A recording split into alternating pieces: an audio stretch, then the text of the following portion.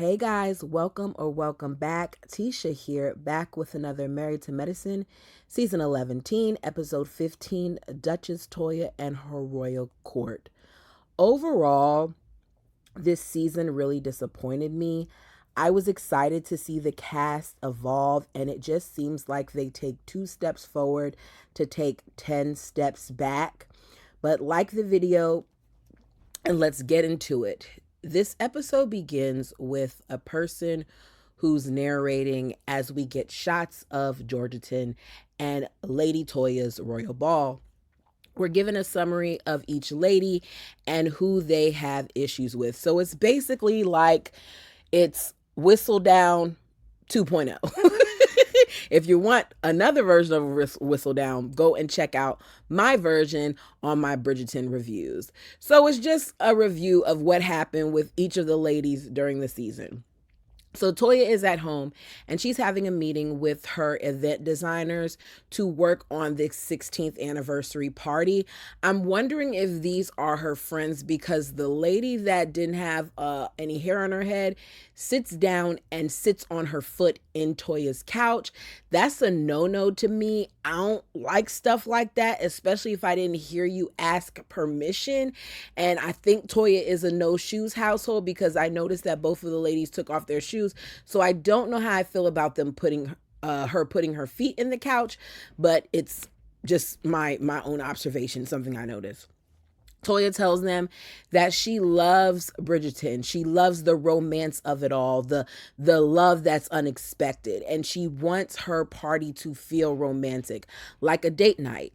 She wants to keep the budget under $25,000. And I have to say this, if they did all of what we saw under $25,000, that's great. I personally thought it would cost more based on all the things that she had, because she had multiple horse drawing carriages. She had separate rooms, a harpist, a grand feasting table with a huge pig on it.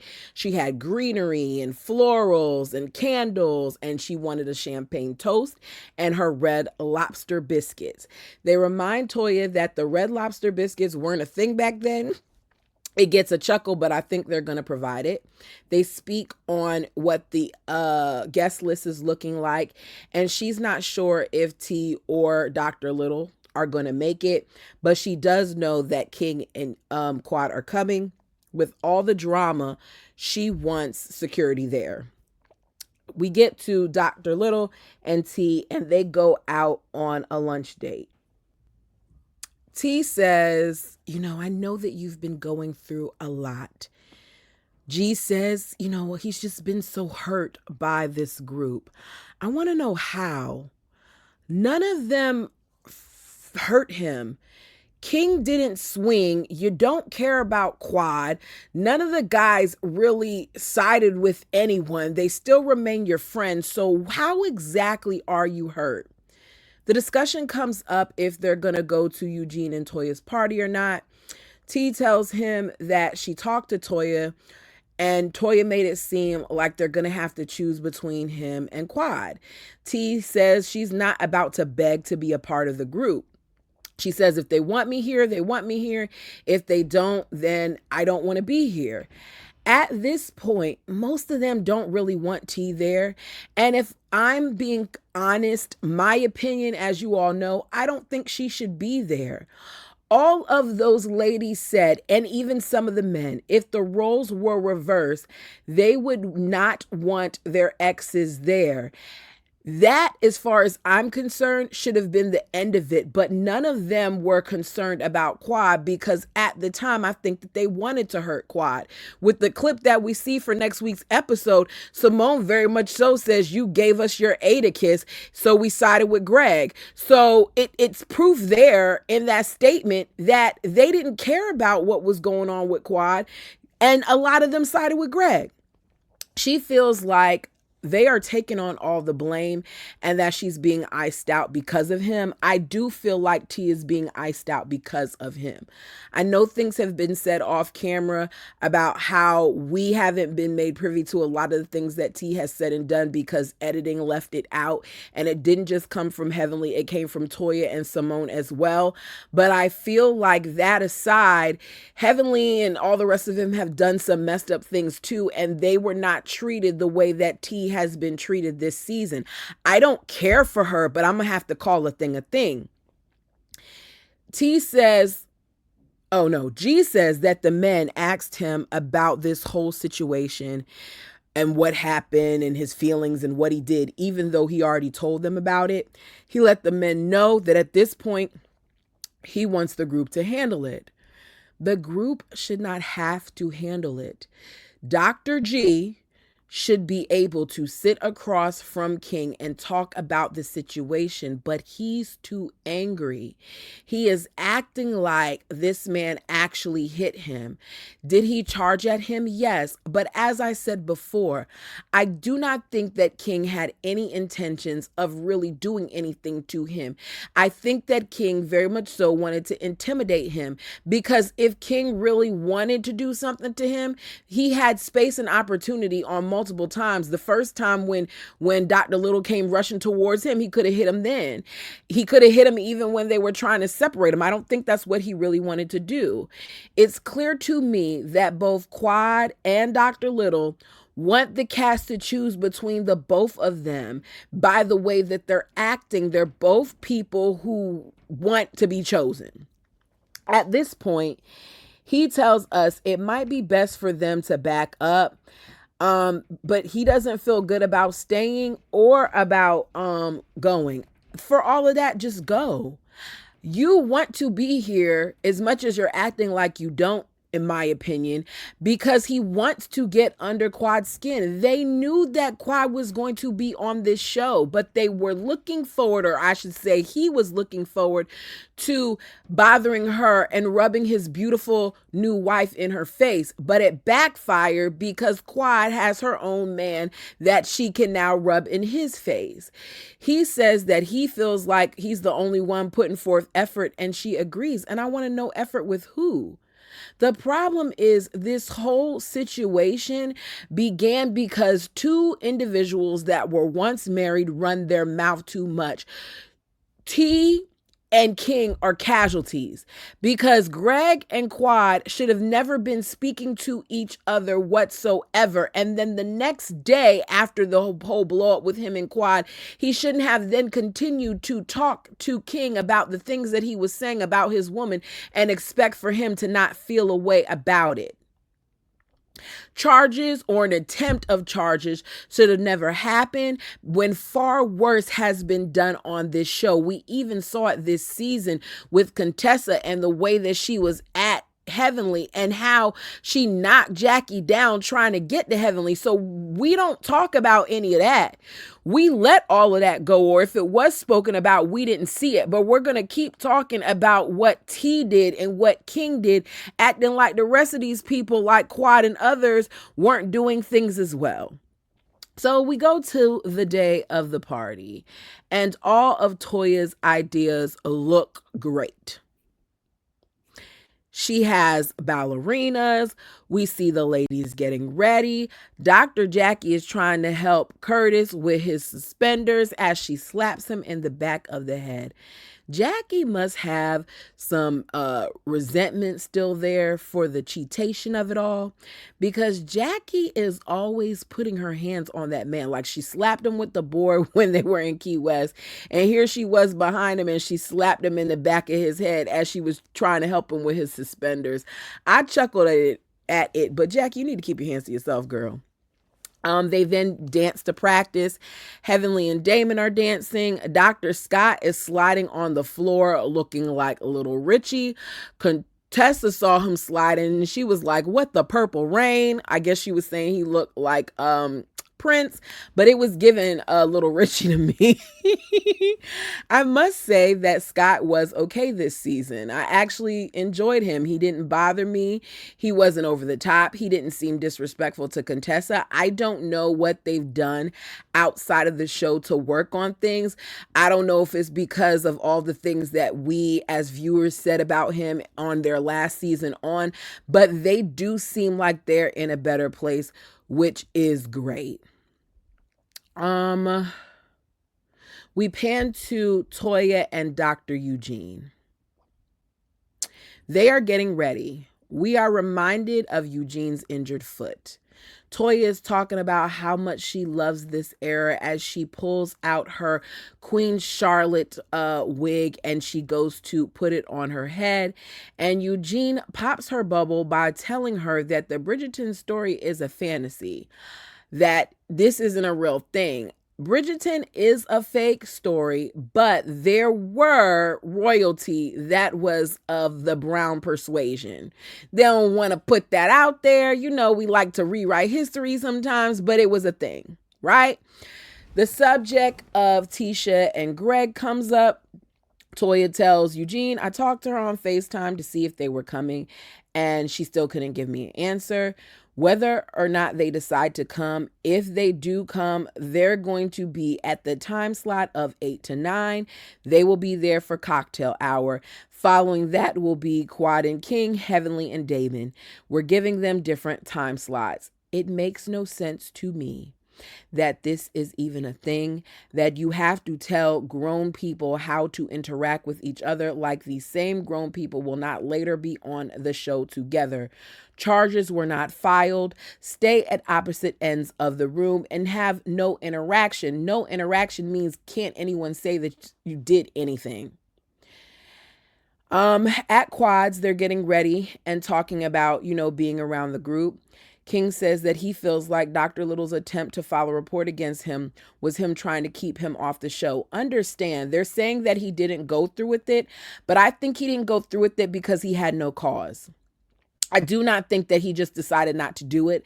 I think that he attempted to do so and it didn't work on his behalf, which is why Tisha wasn't really willing to talk about it, because it didn't go in his favor. Because make no mistake about it, if he could have filed charges on him, he would have. That's the type of guy that Dr. G is. And it's disappointing because I feel like it shouldn't have gone to this.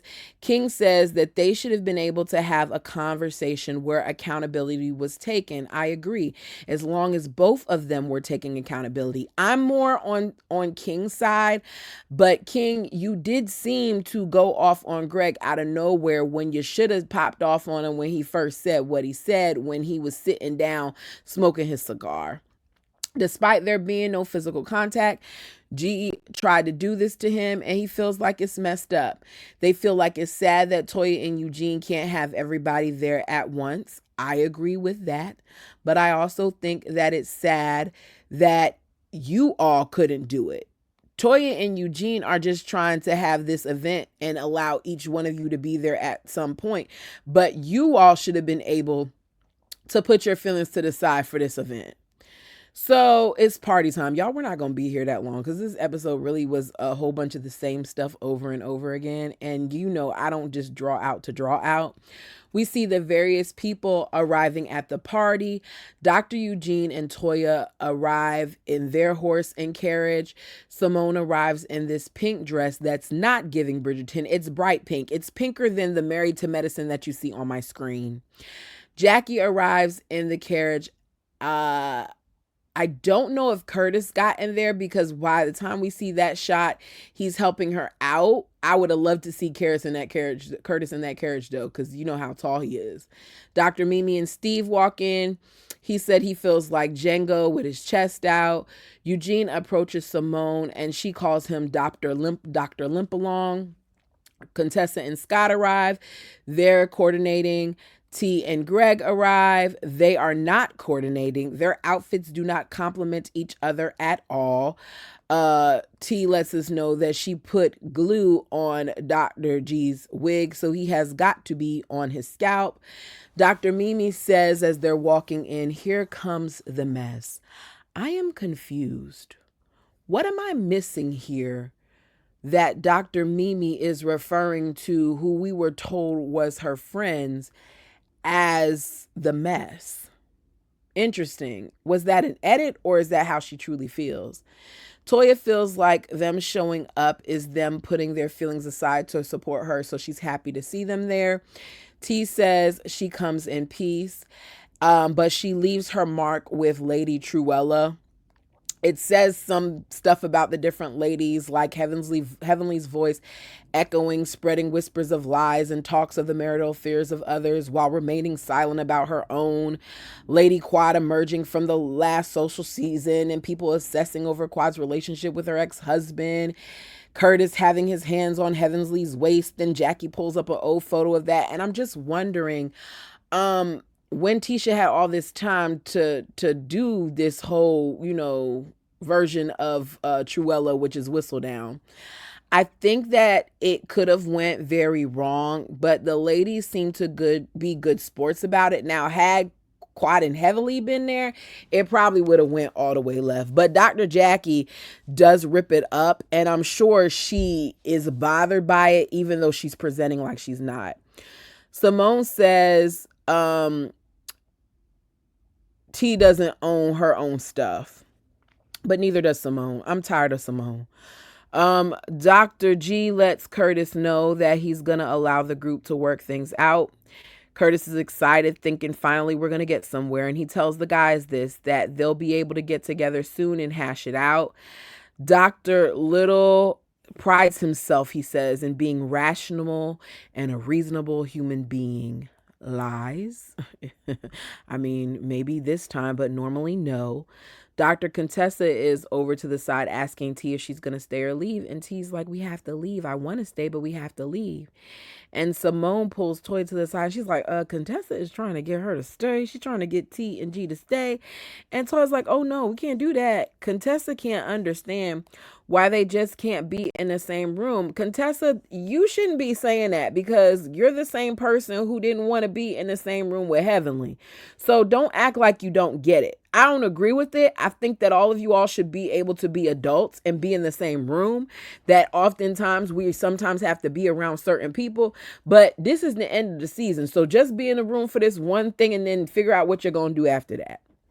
Toya says, I would like for her to stay, but we can't have it because Quad and Heavenly are on their way. So they are dismissed. I personally, if I were Tisha and G and I knew I was only going to be allowed to be there for an hour, I'm not coming to a party like that to be there for 1 hour, cocktail hour at that, which in my opinion is the worst part because the party hasn't even really started. Like they didn't get any music or anything. They didn't even get to see the ballroom. All they saw was a little area where they had drinks and like finger foods at. So Dr. Little's like, we don't want to ruin your night. We're going to leave. Time heals all wounds and they leave. T says, this group has made her stronger. They've had their ups and downs, but this might be a good time for them to focus on having their baby. I was saying to myself, I would love for her to come at the reunion and reveal that she's pregnant. But then I was like, no, I don't want you to have a baby by this man because this man has issues and he needs to work on his issues before he brings life into the world. She says that she has friends in this group, but she's not sure where they go from here. Dr. Heavenly and Damon arrive. Heavenly has on her version of the young Queen Charlotte wig. It looked a mess. It needed to be like a little longer or something. It just, I don't know. At first when she was dancing with Damon with it on, I thought she had her hair out and she was rocking a fro. And then I realized, oh wait, no, this is a wig. The Toya has everyone enter into the ballroom except her royal court. We see the doctors arrive to the ballroom with the funniest entrance being Heavenly as she tries not to trip down the steps with all that stuff coming down. Quad and King arrive. They walk down too. They look beautiful in the royal purple. I actually liked his outfit the most. Him and I'm trying to think who else I liked. Yeah, I think I liked his the most. Eugene, his second one, once he put the rest of the stuff on, looked nice, but I think it's something about that purple. So Toya approaches and says, we're happy to have you back, King. Simone and Contessa talk about Phaedra as they go to the side and trying to get her to come, and we get a flashback of it. Bottom line is, Phaedra wants to act like Heavenly blindsided her and she's a mean girl. And at this point, I don't care. Eugene gets on the microphone and he talks about how he met Toya, that he was in his last year of residency and his plan was to move to Atlanta and he wanted to, date a whole bunch of females as this doctor, this black doctor in Atlanta. But he went to a restaurant in Michigan and plans changed because he fell for the lovely Toya. We get to see their pictures and it's beautiful. They've been together for 18 years, married for 16. They have 2 beautiful sons and he has a career and a home. And I just love this. Like, I love to see stuff like this. Toya tells us that she loves Eugene because he made her see a different version of herself. He always manages to make her feel smart and he always speaks highly of her, that he's proud of her. And it just, makes her feel great. She says he's been a very great person in her life. Eugene adds that she's an exceptional mother. And it's just nice. Toya tries to kill the mood in the confessional, saying, too late to say it now, but it's nice. I love love. And in this, we get to see their love. So the guys are gathering. Curtis says that G, is willing to talk and move forward. And Scott's like, yeah, he's level-headed now. It's a big difference from the last time we talked. And while they're having that discussion, Dr. Simone is talking about how she heard Greg and what he said, and she thinks he's just embarrassed, and she wants to know if there's any way that, they can coexist. And Quad says, I'm not interested. I think that's fair. You all are expecting for her to do something that each one of you said you would not be willing to do. And yet you still expect for her to do it. So Toya is talking about forgiveness and grace. And Quad says, I can forgive you in here. And she points to her heart. But I don't have to keep putting myself in uncomfortable situations. And she's right. And it's fair. She no longer wants to be around him. King says, as they're talking to the guys, that the issue for him was the disrespect. Other than that, he don't have a problem with the man. Curtis says, we all get that. We all understand. Hopefully we can, get past it and have a conversation about it. King says he's open to it. I don't think that they're going to do that. And if they do, that conversation will be on the reunion for all of us to see. Toya says, you guys are asking us, you're asking us to choose between you and Letitia. This is when I get frustrated with Toya and Contessa and a lot of them, because you all lied to her a few weeks ago when y'all were at her house and you told her if you had to choose that it would be Quad, and Heavenly was like, that's big. But then at every chance that you get, you switch it up on the girl, because now Toya's talking about how she doesn't want to lose anybody else in the group. And Quad was like, okay, well, that's fine. You can just lose me. She says, I'm not okay with having to be around him. Toya starts talking about how they've all made mistakes and that King made mistakes too. And Quad tries to act like she doesn't know what mistake she's talking about. Quad, you know what she's talking about, girl. Like, let's not act like we don't know that King shouldn't have, bum rushed or did whatever it was that he was about to do. But as I said earlier, Contessa and Heavenly have done the same things this season, and y'all aren't making a big deal about it. Y'all just making a big deal about T and about King, and not even really making that big of a deal about G, because from what Toya said, a lot of what he said was edited out. So Heavenly chimes in talking about, if you allow a man to disrespect your wife, then you're an itch. Jackie in confessional says, calm down, Heavenly. Tell her that right there. The days of throwing this abuser in Quad's face is over. They were not expecting for Quad to have a man.